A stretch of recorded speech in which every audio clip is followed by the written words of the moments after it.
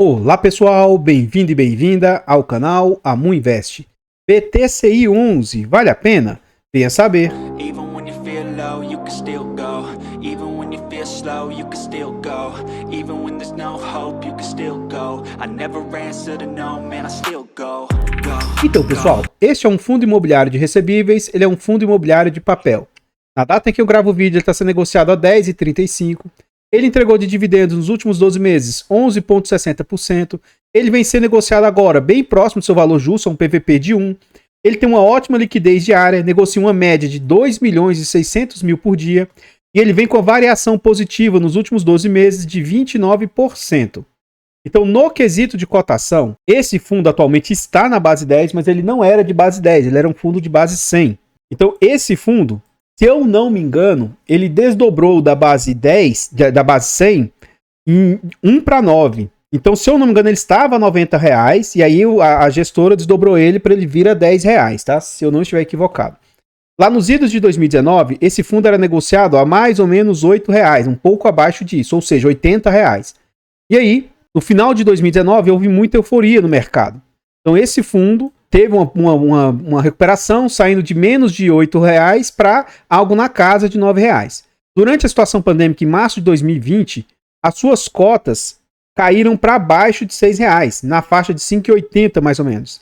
Rapidamente o fundo se recupera, volta novamente a patamares ali próximos de 9, mas em dezembro de 2020 e até mais ou menos o final de 2021, o fundo volta a ficar ali menos de R$8. Nesse período, o fundo até recupera, mas recua, né? A partir do final de 2021, o fundo inicia sua rampada. Então, ele sai desses patamares abaixo de R$8, rompe os R$9 e belisca ali os 10 no final de 2022. O fundo tem uma correção pequena, e aí, de dezembro de 2022 para cá, ele começa essa nova rampada. De novo, ele chega, belisca os 10 novamente, tem uma pequena correção aqui, e agora ele está um pouco acima dos R$10 na data que a gente grava o vídeo. Mais abaixo aqui, a gente vê algumas informações a respeito do fundo. Então a gente vê o CNPJ, o nome do fundo, né? Ele é um fundo para investidor geral, ele é de papel, ele é de prazo indeterminado e gestão ativa. Sobre taxas, nós vamos deixar para ver lá dentro do relatório, e não há que se falar de vacância para um fundo de papel.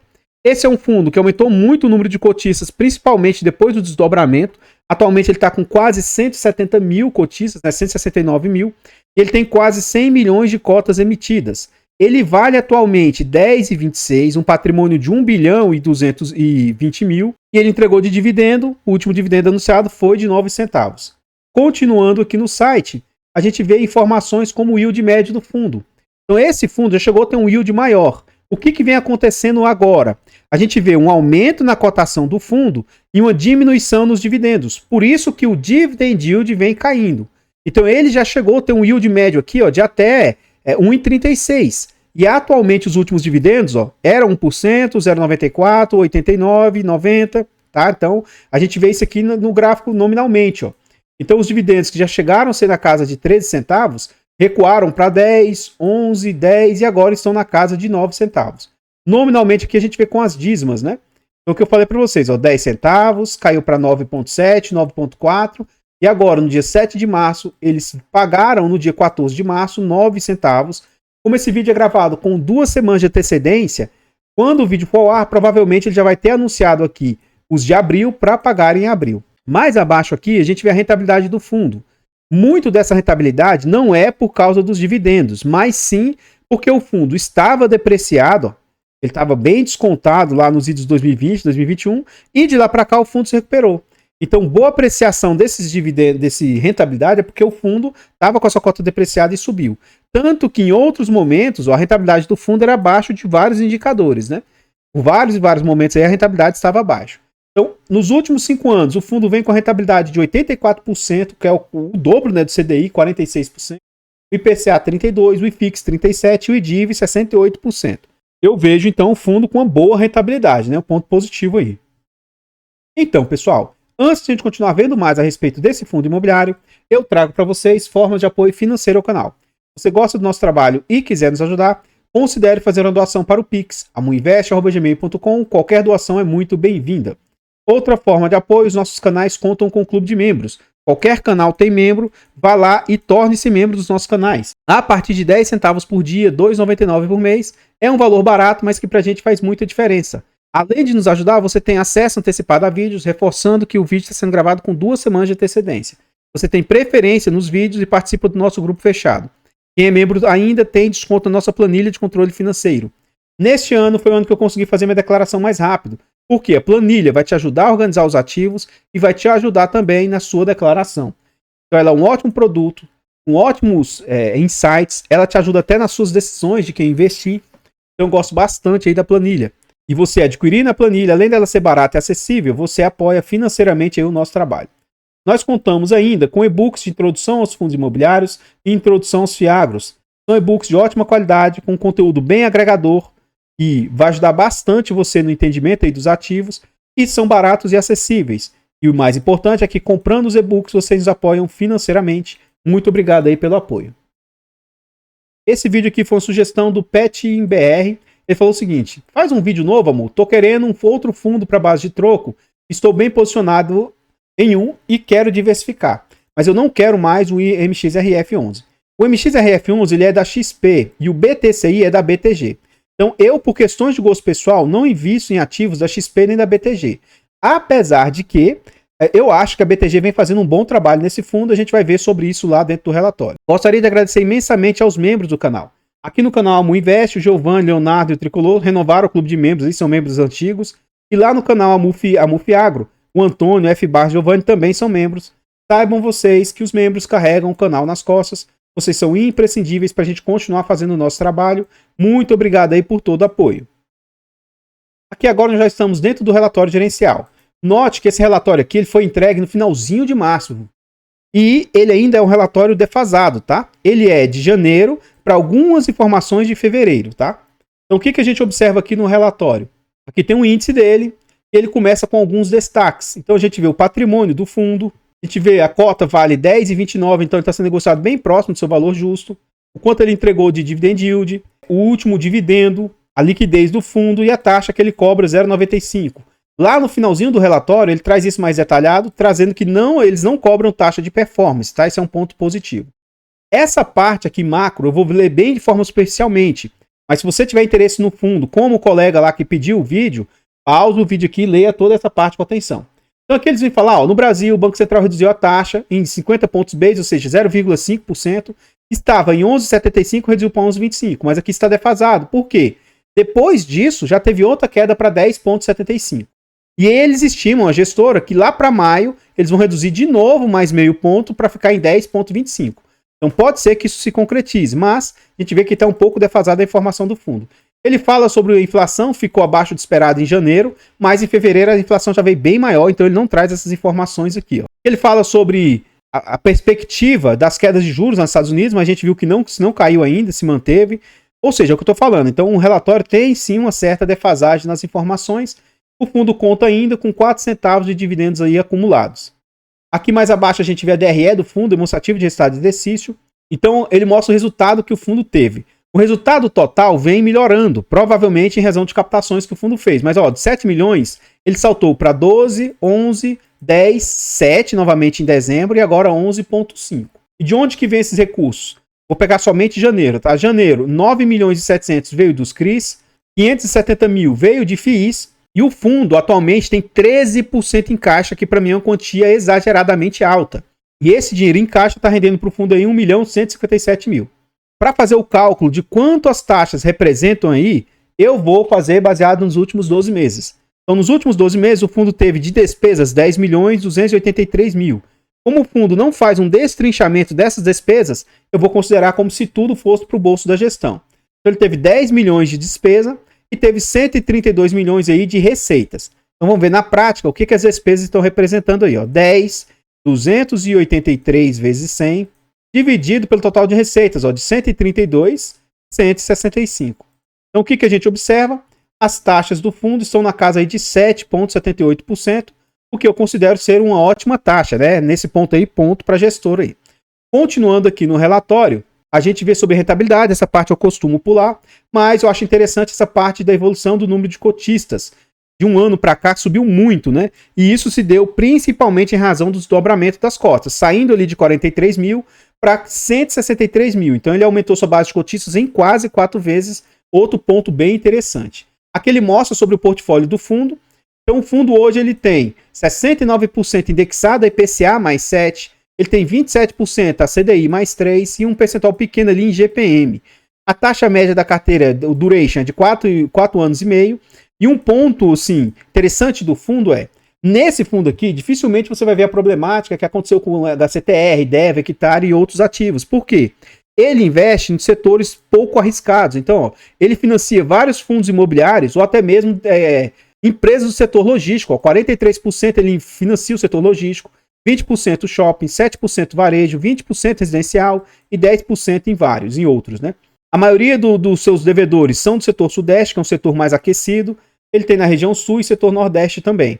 Eu senti falta aqui deles mostrando quanto que eles têm em caixa, né? Os 13% aqui seria interessante eles falarem como é que está o percentual em crise, FIIs e tal, né? Eles não trazem isso aqui, mas lá no final a gente vai ver mais à frente, tá? Então, pessoal, antes a gente continuar vendo mais a respeito do fundo, a gente ainda vai ver o portfólio, a diversificação interna, vai ver algumas informações a esse respeito. Eu trago para vocês forma de apoio gratuito ao canal. Se você não quer ou não pode apoiar financeiramente, considere nos apoiar de forma gratuita. Basta simplesmente no vídeo aqui você deixar o like, você comentar, compartilhar, se inscrever e ativar o sino. Nós estamos tentando chegar à marca aí de 20 mil inscritos. Se inscreva no canal e nos ajude. Tudo isso é de graça e faz total diferença. Comenta para nós o que você achou a respeito do fundo até aqui. Nós ainda vamos ver mais algumas outras informações, mas diz aí a sua opinião. Você gostou do fundo, da gestora? Você acha que ele está tendo um bom resultado? Você teria cotas desse fundo no seu portfólio? Comenta que seu comentário é muito importante. Como eu já antecipei, eu não invisto em ativos da BTG nem da XP, por questões de gosto pessoal. Porque eles fazem um mau trabalho em alguns fundos, em alguns ativos. Apesar de que eu reforço, eu não tenho também por que ficar falando mal de uma coisa que, na minha opinião, está bem. Esse é um fundo que você não vai ver um alto resultado nele, não é um fundo high yield com alta performance, mas em contrapartida, dificilmente você vai ver problemática no fundo. Tem problemas nele? Tem. Então, mesmo fundos seguros vão passar por problemas, mas é algo normal quando você empresta dinheiro. Assim como num fundo de tijolo, é ou não é normal que haja vacância, que um inquilino saia do imóvel? Isso é totalmente normal. É normal que um inquilino não pague o aluguel, que fique devedor com o aluguel, isso é normal.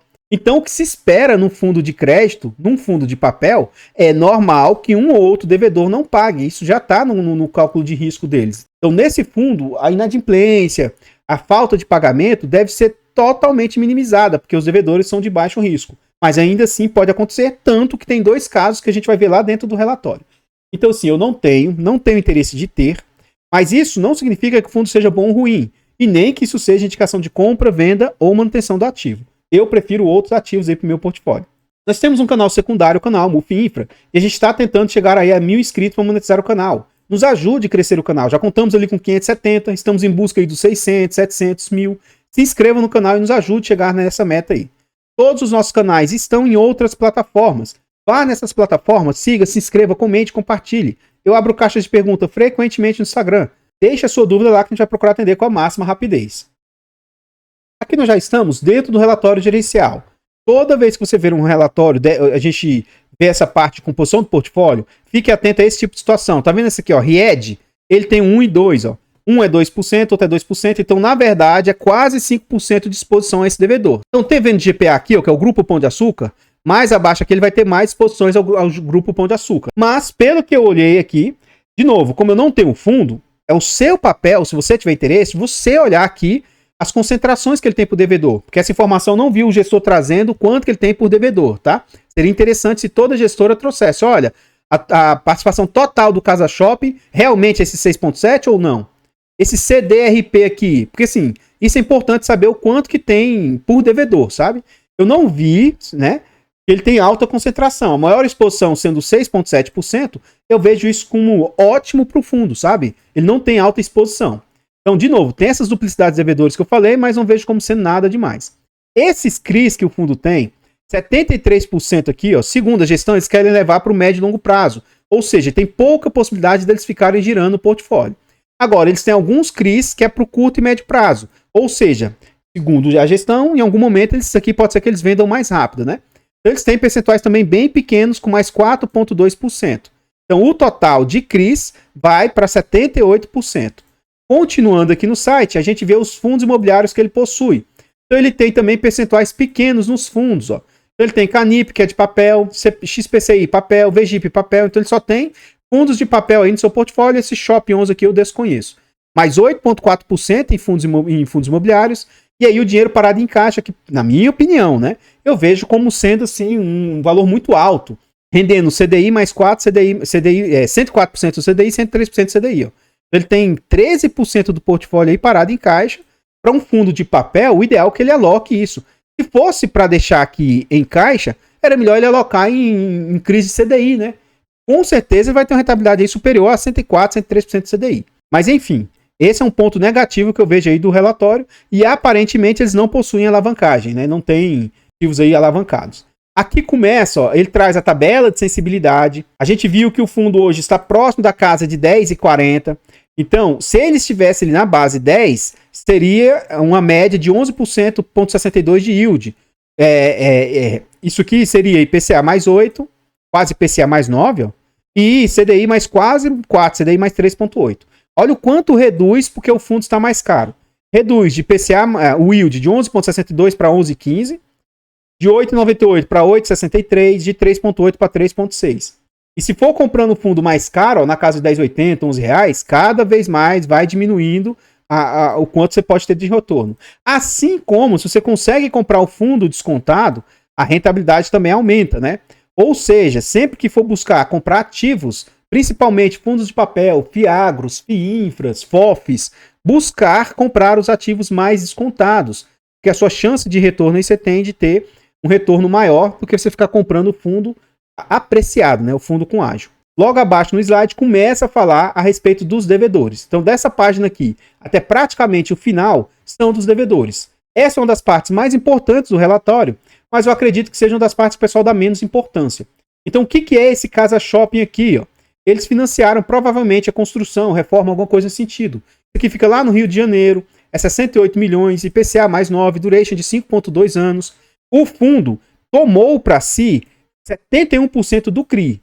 Ou seja, o fundo literalmente ancorou esse empreendimento. Só que para o fundo imobiliário isso representa 6% do portfólio. O que foi dado como garantia? Alienação fiduciária de shopping e cessão fiduciária de aluguéis. Ou seja, isso aqui é uma garantia bem forte, né? Porque o imóvel foi dado como garantia, né?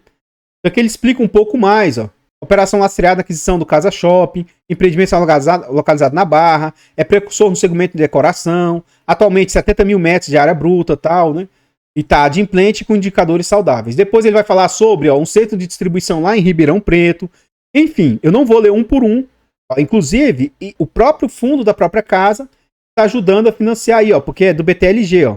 Então o BTLG fez uma dívida, uma alavancagem para comprar esse imóvel e quem financiou foi o próprio fundo da própria casa, o BTCI, né? Então isso é normal, essa troca de financiadores entre os ativos aí, isso aí é algo normal. Eu não vou ler tudo, como eu disse, eu vou lá direto na página 29 do relatório, que é o finalzinho, ele fala alguns destaques do fundo, ó.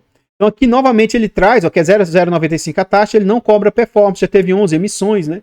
E aqui ele traz algumas publicações, apesar dele falar relatório gerencial, isso aqui é tipo o relatório formativo mensal, e perguntas frequentes aqui, ó. Aqui mais abaixo, onde eu queria chegar, é sobre as problemáticas do fundo. Então, ó, o fundo tem dois problemas. Esse CRI e o PET. Então, CRI e o PET. Destacamos os últimos eventos. Em maio de 2023, os advogados do CRI protocolaram impugnação de crédito que ele estava na lista de RJ. Em junho, os advogados do fundo, os advogados da devedora protocolaram embargos à execução, que o fundo está tentando executar o dinheiro e receber o dinheiro. Em agosto, os advogados do CRI protocolaram manifestação voluntária contestando os embargos. E aí, em outubro de 2020, isso aqui tudo é rito processual e tem que ser seguido mesmo, tá? Eu sou servidor do judiciário, eu trabalho no Tribunal de Justiça, então, aqui do Distrito Federal. Então, esse rito aqui é todo o rito de execução mesmo. Ele executou, aí o credor não quer que ele seja executado. O nome é esse aqui, ó. Ele vai embargar, vai tentar impedir a execução.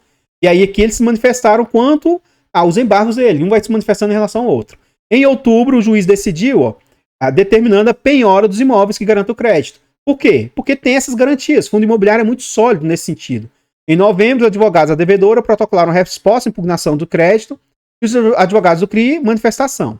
Então, tudo isso são ritos processuais. Janeiro, o Ministério Público lá do Rio de Janeiro se manifesta concordando com a impugnação do crédito. Em fevereiro, o juiz de execução rejeita a impugnação à penhora. E mantém, tá? Se ele rejeitou, ele manteve a penhora. Em março de 2024, os executados impõem agravo de instrumento contra a decisão.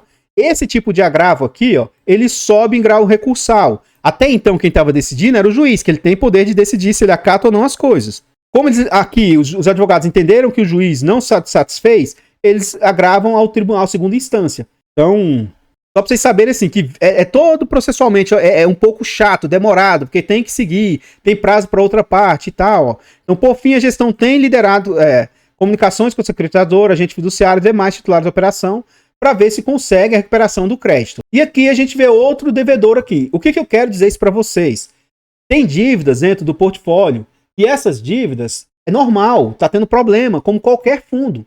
Então, o problema que ocorreu lá no VSLH, DEVA, Hectare, Tord, é concentração.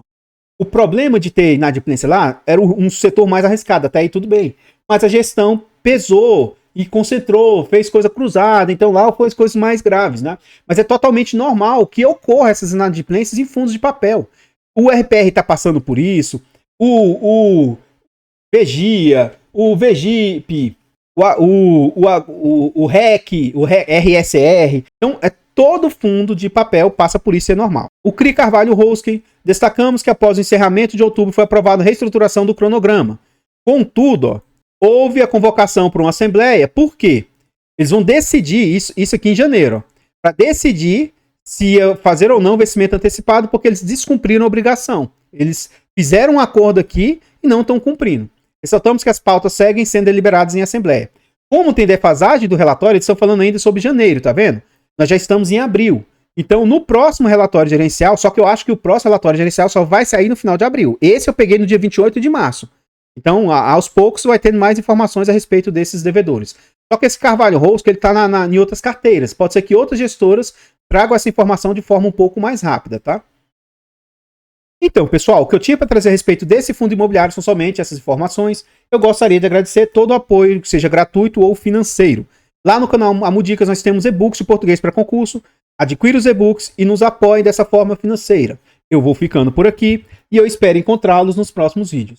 Fiquem todos com Deus, tenham um bom dia, uma boa tarde, uma boa noite e fui!